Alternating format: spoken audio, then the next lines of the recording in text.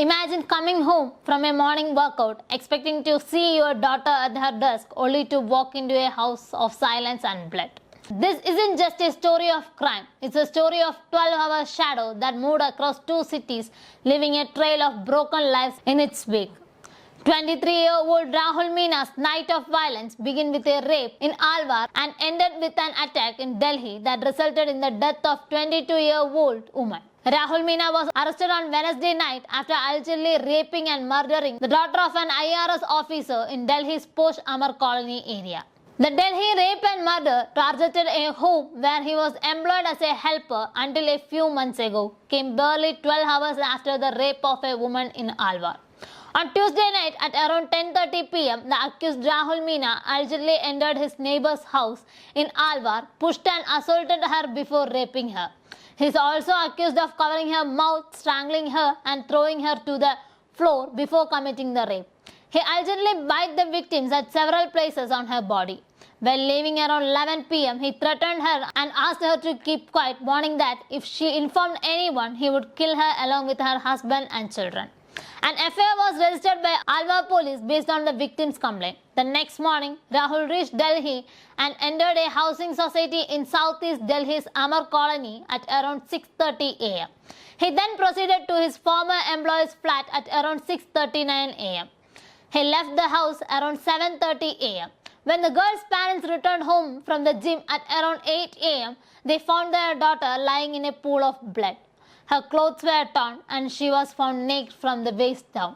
According to the police, Rahul headed straight to the victim's study room, which was separately located on the rooftop of the flat. The woman was studying for her UPSC exams when Rahul barged in, strangled her, despite her resistance, and then struck her with a lamp and a heavy object, causing her head to bleed profusely and subsequently lost consciousness. He then raped her while she was unconscious, dragged her from the study room, pulled her down to the stairs into the room where the locker was kept, and tried to open it using her blood-soaked finger, but it did not open. Police suspect that by this time, her blood circulation may have stopped and her hands were covered in blood, which may be why the locker did not open. They believe she may already have been dead at this stage. The accused then left her body on the floor. He later used a screwdriver to open the locker and took cash and jewelry. He changed his blood-stained clothes, worn the victim's brother's pants and slippers found in the house, and fled the scene. Delhi police formed 15 teams to track the accused. Initial leads were gathered from CCTV cameras installed at the society gate and the building entrance where the victim lived. This helped police establish the direction in which the accused fled. Further analysis of the footage helped identify the auto rickshaw the accused boarded. The driver was traced and told police he has dropped the accused at the hotel. Police then reached the location and arrested him. The accused was hired by the IRS officer on the recommendation of another officer and worked there for nearly a year. He was later fired after the family discovered his betting habits. Investigators have revealed that CCTV footage captured Meena entering the residential complex at around 6:28 a.m. dressed in a yellow shirt and black trousers. Approximately an hour later, footage shows him leaving at 7:22 a.m.